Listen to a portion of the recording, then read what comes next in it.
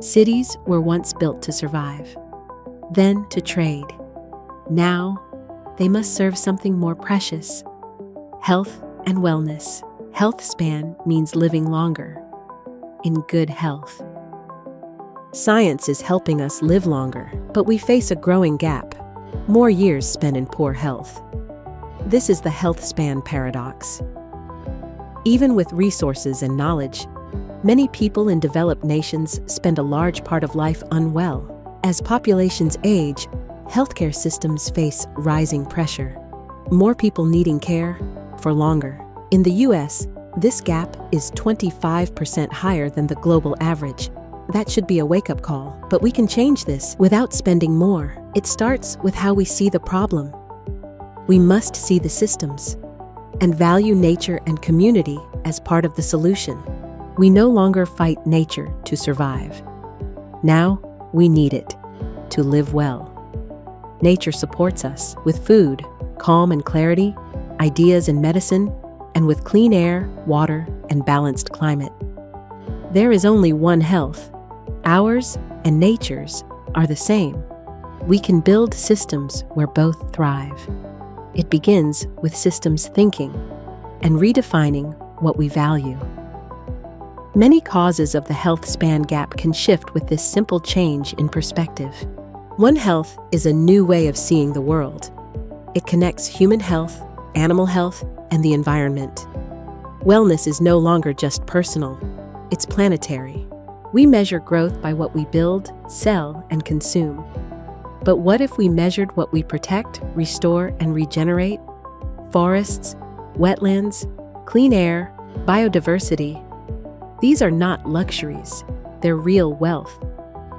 Natural capital is not a cost, it's an investment in cleaner air, healthier lives, and stronger cities. The cities of the future won't just be smart with tech, they'll be smart with life. Regenerative, inclusive, built to last and to heal.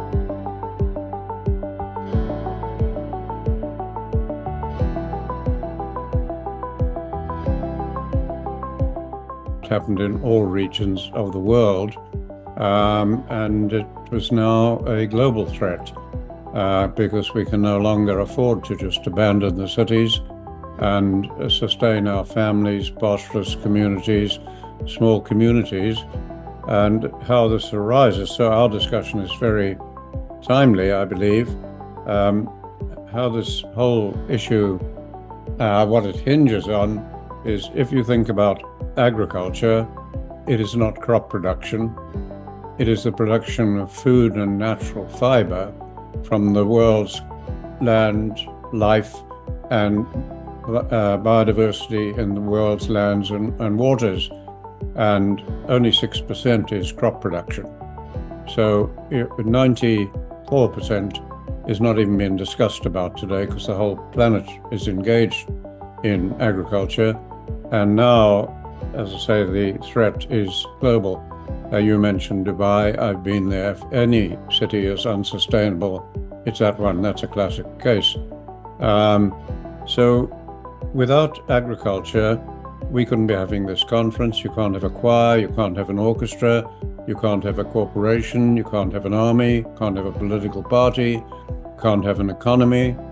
You cannot have anything without agriculture. It is the foundation of city-based civilization. Now, today, agriculture is the most destructive industry ever in history, more so than fossil fuels or anything, mining or anything else. So that's the situation we're in. So it's very timely that you want to look at the quality of health in cities, because yes, lots of technology is leading to many people living longer lives today, but the average person, including you and me, apparently has about a teaspoon of plastic in our brains. Obesity in the United States alone is leading to something like 300,000 deaths a year. That's more than the annual deaths of the United States at any time in two world wars. And electromagnetic pollution, human breast milk now has up to 90 chemicals in it. Male testes size is decreasing, sperm counts are decreasing. We are evolving with our cities, and it's not a pretty situation.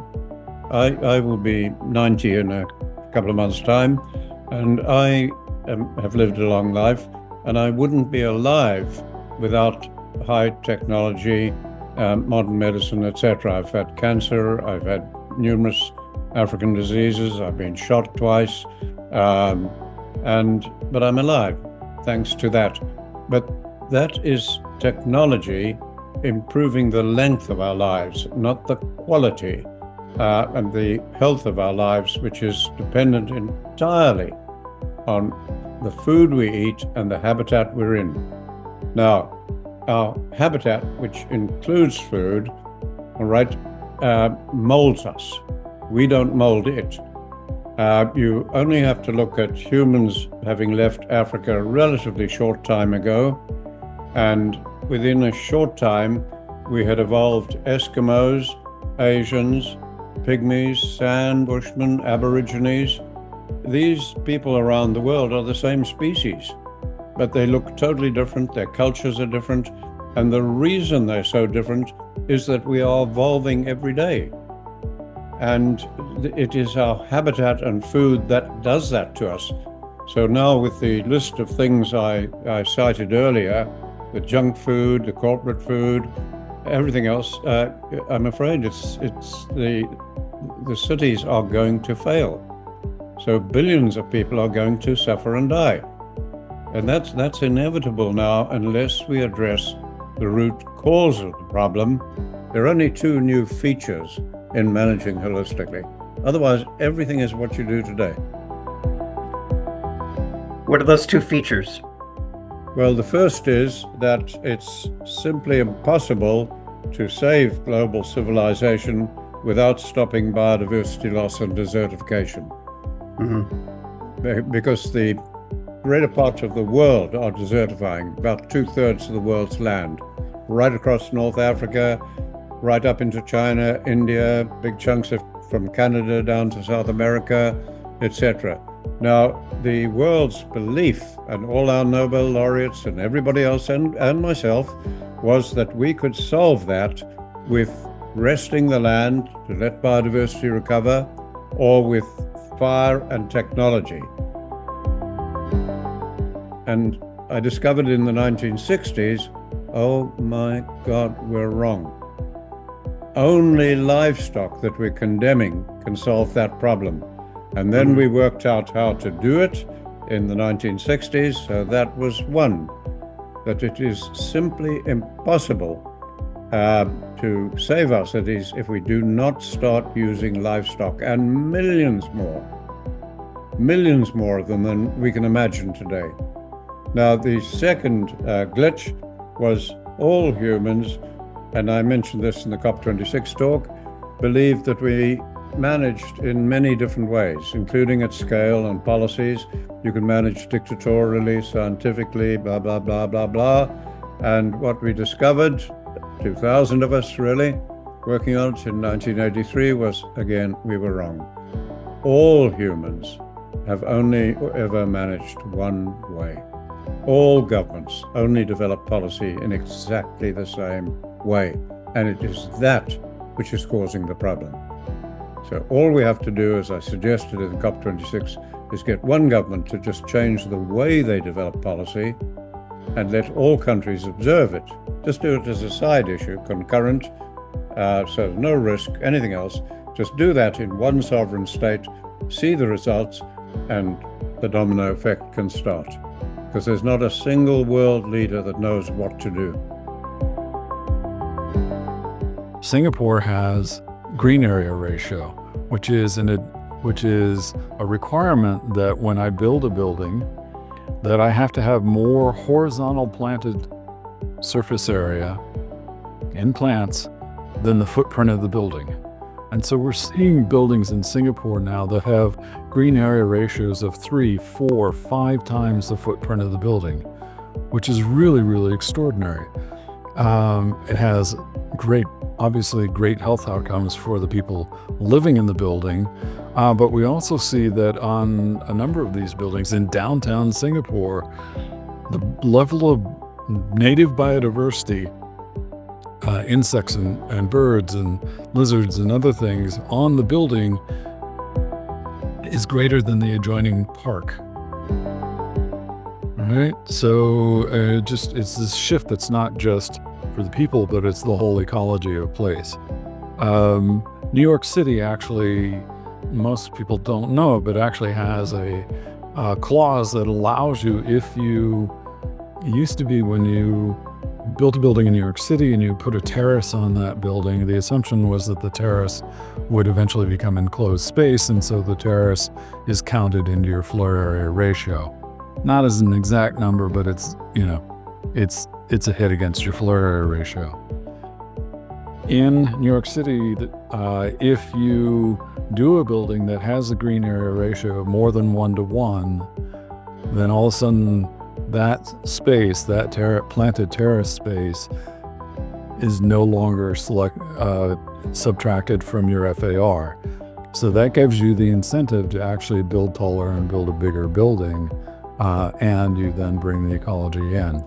And some of the buildings that we're seeing now that are really playing around with these ideas and concepts are doing extraordinary things from a habitat standpoint. The new Google building on the West Side Highway, the number of native species that have been counted on that building are just extraordinary. For the construction of refugee camps, we've been involved in how do you rebuild after fires in Southern California. We wrote a guide with the support from the Malibu Foundation several years ago when there were 1,800 homes have been burned in Southern California that were largely older folks on fixed incomes.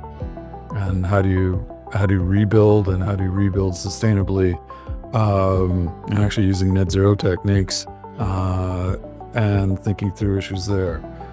We have written biophilic design guidelines for several corporations and even hotel brands. We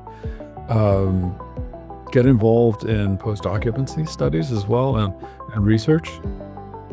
We did a year-long study in a 6th grade mathematics classroom in inner city Baltimore, Maryland, of minimal biophilic design interventions, ones that could easily be replicated at low cost, and to see what happened for those students in that classroom over the course of a year, comparing their performance to that same classroom, same teacher, same curriculum the prior year, and found a dramatic increase in the learning rate among those students. And we also did biometric testing about stress recovery compared to a control classroom, and we found that being in that classroom improved the kids' stress recovery characteristics as well. Right, so entire neighborhoods, and I'm thinking of the Green Art Project in Louisville, where they've come in and planted several thousand mature trees in a mixed lower income neighborhood, and are then them and a control neighborhood, they're monitoring health outcomes of hundreds of people, and already just a few years into the experiment are seeing really significant shifts in outcomes in cardiovascular health and other health indicators for the people in that neighborhood. And it's due to both the drop in pollutants, but also stress reduction that comes from bringing more nature into the built environment? Well, of course, how we define health and what are the components and constituent aspects of health, I guess, is a big discussion. But I would frame that as being in relationship to oneself, to our families, to our immediate coworkers, and the system of life that supports us. There's the operative word, support. It's that we get support from so many others. And if we're not in support, then we're probably likely ill. And so from the metaphysical side, we have found that working in developing collaborative, co-evolutionary relationship, which is the ultimate of sustainability, by the way. Sustainability from a technological standpoint is important, but insufficient. What does McDonough say? Sustainability is a slower way to die. So that's not very motivating, and no wonder the sustainability movement hasn't taken off. What we're missing is that we're actually supposed to add value to life and receive value from life. And regenerative practices, we call it regenerative development in design. So we're developing a new perspective on life to then design. So the development comes first and continues forever. That development means, how do we develop new capacity to be in relationship with each other and with the living systems that support us? Now you would think, well, that's a big add to a building project or an infrastructure project. In fact, we find, and we've been told this by many of our clients, and coincidentally by others who are practicing this way, that the average increase or decrease in time to market is 18 months. And we consider design a collaborative process. And by the way, we always tell the communities we work with, the developer deserves a fair profit. We've only had one city in the world say, kind of as an ethos, say, no, the developer does not deserve a fair profit. But 99% of the people say, of course, you need a fair profit. Nature works with a profit.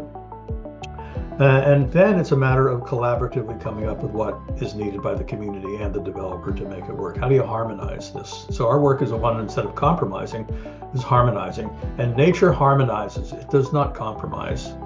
And with that model, we've never seen that fail.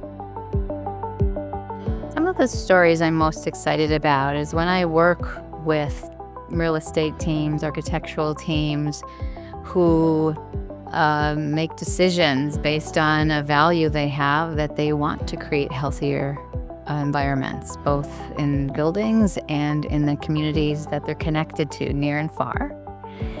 And we share our science and our guidance and help people learn about what's in the products they're choosing.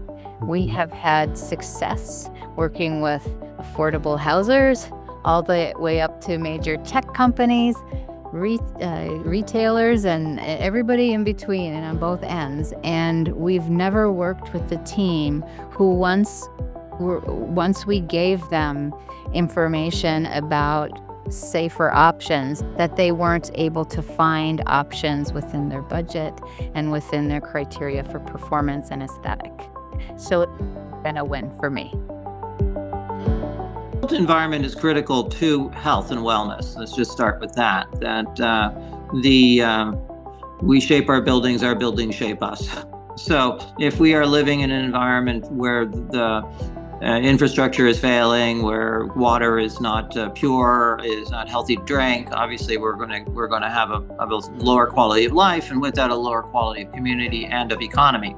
So in the case of the Chinese air pollution situation, a shout out to, I think his name is Jeffrey Kahn, who wrote a book called Blue Skies Over Beijing, which was describing some of the efforts that were made here. And as you say, a lot of it was large-scale stuff. Let's move the steel mill. Let's start piping gas into the cities.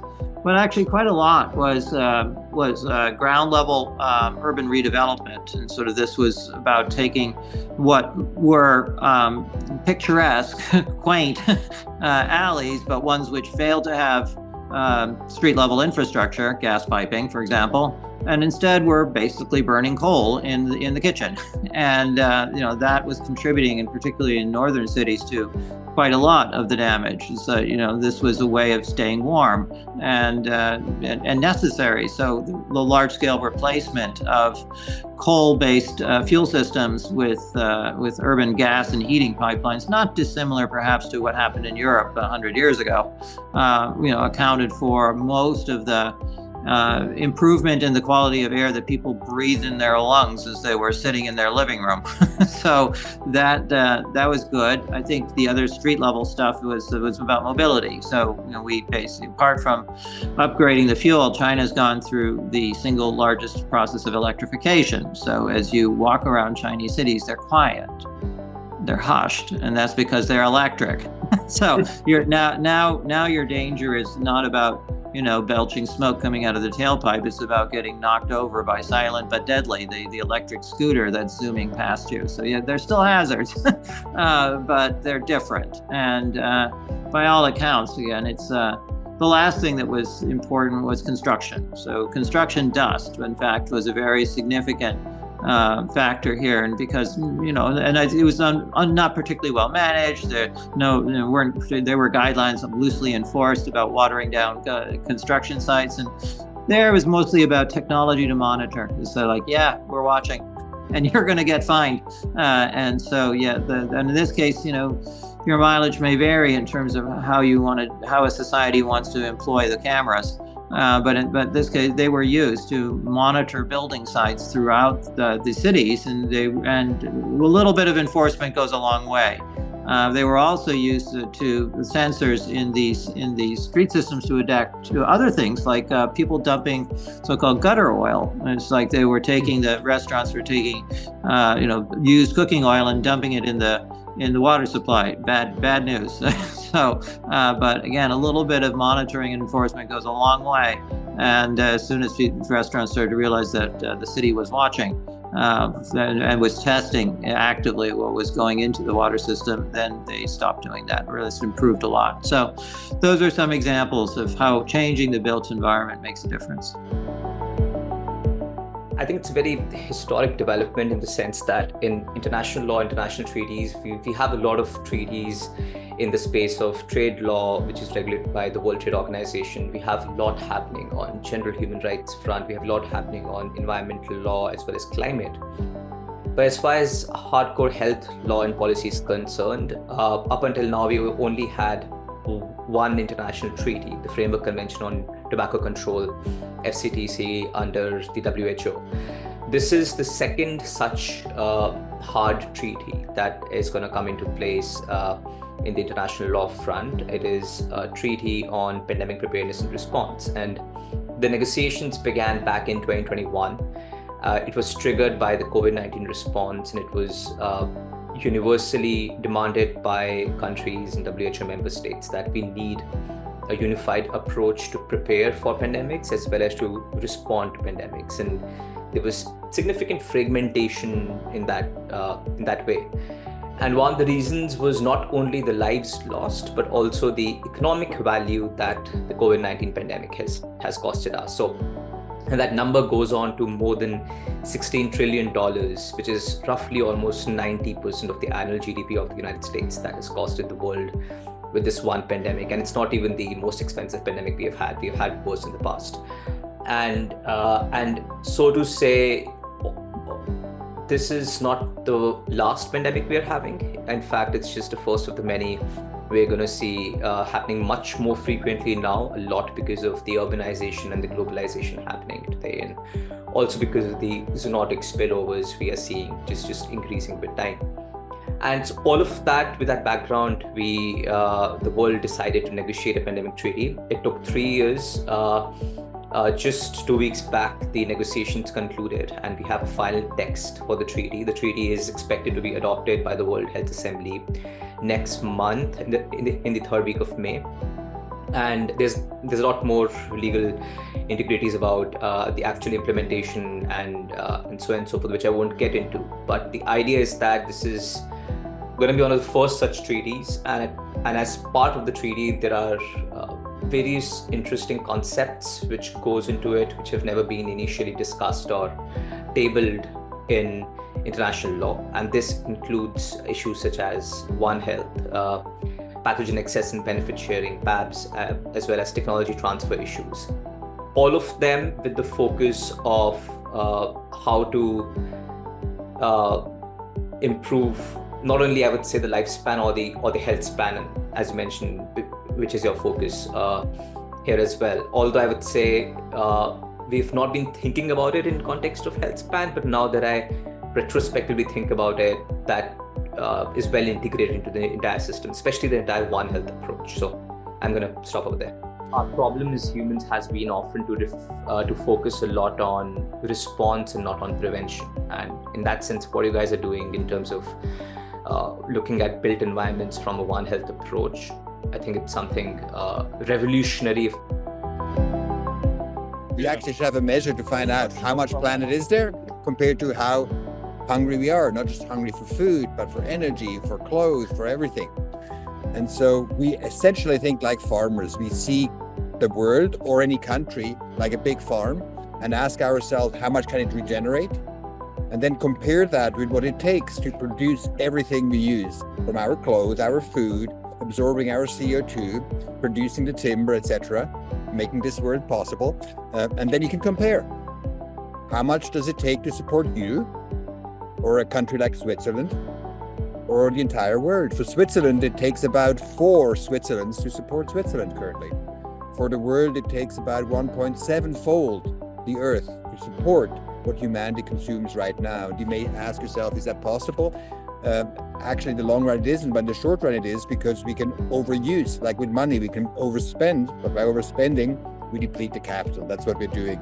So this overshoot of which we live now inevitably will end. The question is how? Do we end it by design, or do we let disaster end it?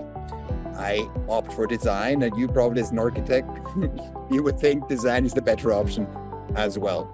So that's the work that can be applied, has been applied to many national entities, to investment, to buildings, to just a single product, to understand our relationship to planet Earth.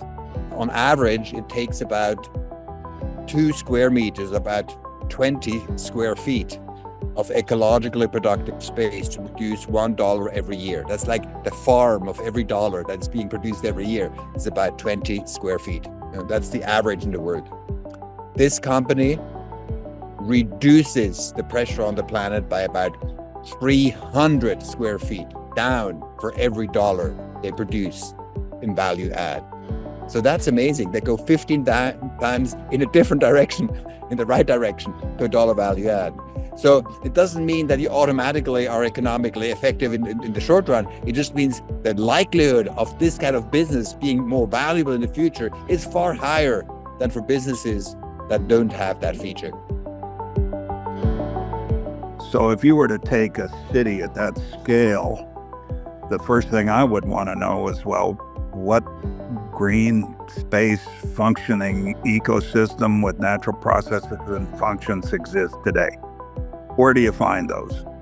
And then what are the impacts on our energy and water and waste and fresh air and toxins in the environment that we're doing on a citywide scale or a district? I'd rather start with a district because it's manageable, and when you develop within districts these measures in terms of architecture and landscape, they really truly can be connected. You can share district-wide wastewater, you can share district-wide energy, you can share district-wide habitat renewal, and you can share health and well-being within those areas. So I would start there with some kind of overlays of, where do we stand in terms of our health and well-being, and where people have access to parks and recreation, open space, and nature.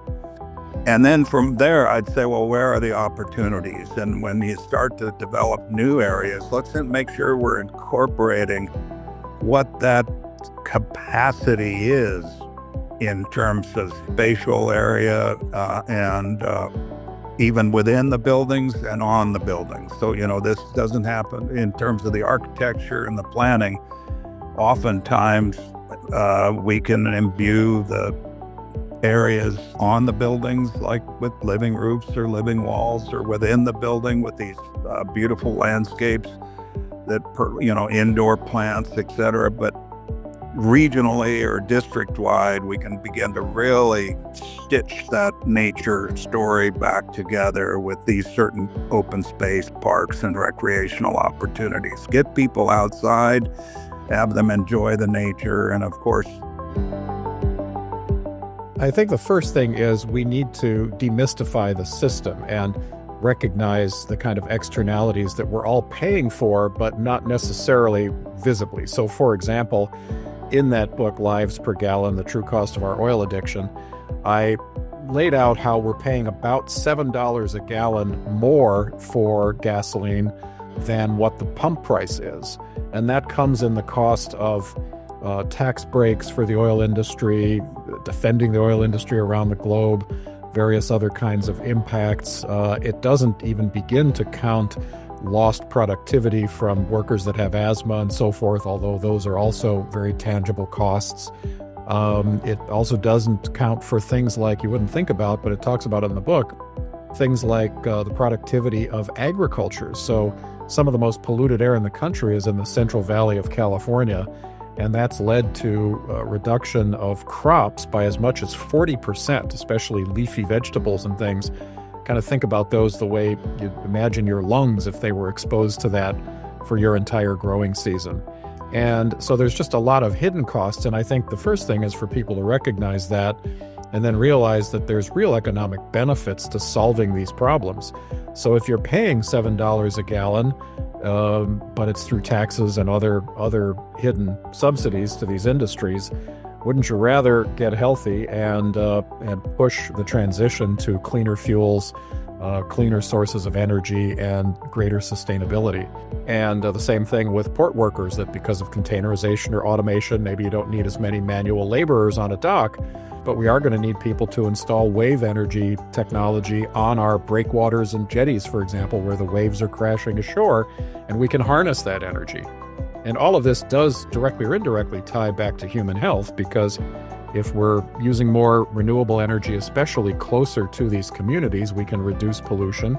If we're converting a lot of the container handling equipment and other port activity from fossil fuels, tugboats and other things, to electricity or even electric powered by hydrogen, clean hydrogen, those are also things that are going to improve air quality and public health.